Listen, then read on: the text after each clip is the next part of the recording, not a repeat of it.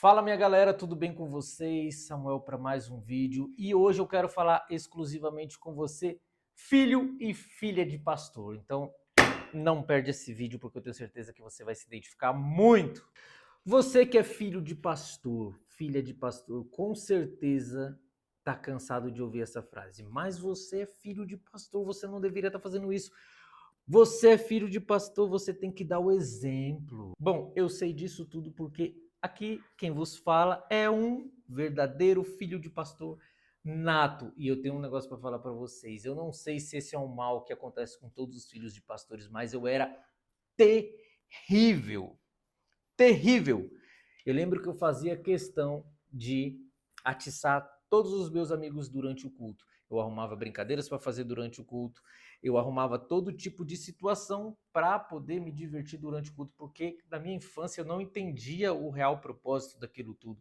E eu estava na igreja de segunda a segunda, praticamente. Segunda era culto de oração, terça era culto de ensino, quarta era culto de cura e libertação, quinta era culto da família, sexta era culto do círculo de oração, sábado culto dos jovens ou algum culto festivo e domingo de manhã escola bíblica dominical pela manhã e culto pela noite.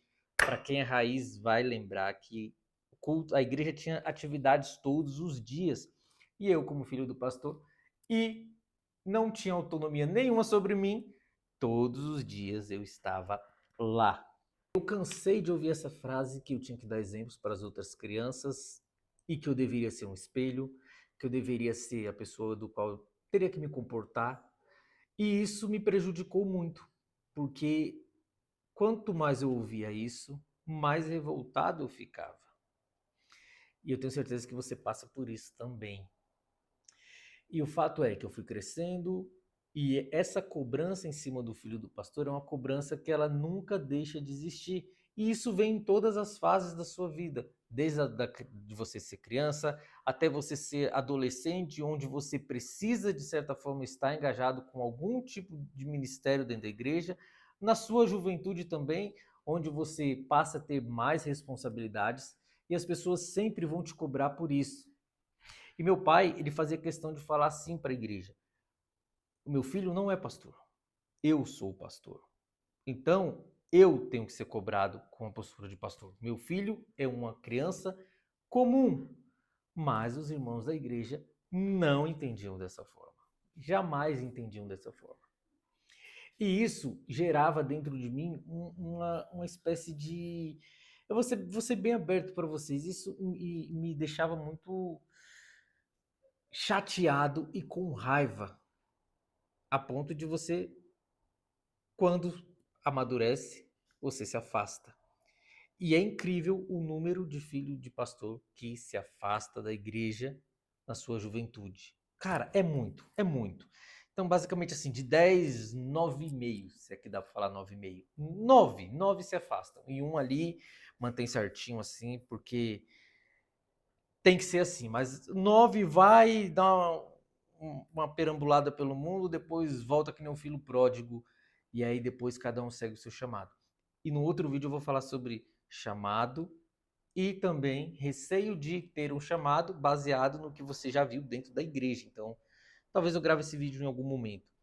Mas voltando ao assunto, então eu saí, passei um longo período fora e no início de quando eu saí disso tudo, para mim, nossa, foi um alívio, eu não tinha aquela cobrança. Porém, uma vez cristão, uma vez evangélico, uma vez conhecedor da palavra, você sempre vai ser conhecedor da palavra. Porque a cobrança passou a não ser dos irmãos que estavam na igreja, mas do próprio Espírito Santo. E aí, meu amigo, que o bicho pega. Porque eu estava em qualquer lugar e aí batia aquele negócio em mim. Eu não devo estar aqui. Eu estava fazendo qualquer outra coisa. Ah, mas eu estou errado de estar aqui. Então, nem para ser do mundo a gente serve. Uma vez que a gente conhece a palavra. Porque a gente está fazendo as coisas, a gente não tem força para voltar, mas ao mesmo tempo a gente está totalmente arrependido de estar naquela situação e todo dia a gente fala: Senhor, me livra daqui, porque eu já não estou feliz aqui. Eu era mais feliz quando eu estava lá. E aí, depois de longos anos, eu retornei. E aí voltei a servir nos ministérios e realmente voltar ao chamado do qual Deus me designou para fazer. Então, se você é filho de pastor, eu quero que você comenta aqui embaixo aqui uma situação inusitada ou qualquer coisa que você passou ou algum motivo de grande frustração para você. Conte suas experiências aqui, a gente vai gostar muito de saber. Não se esquece de curtir, comenta.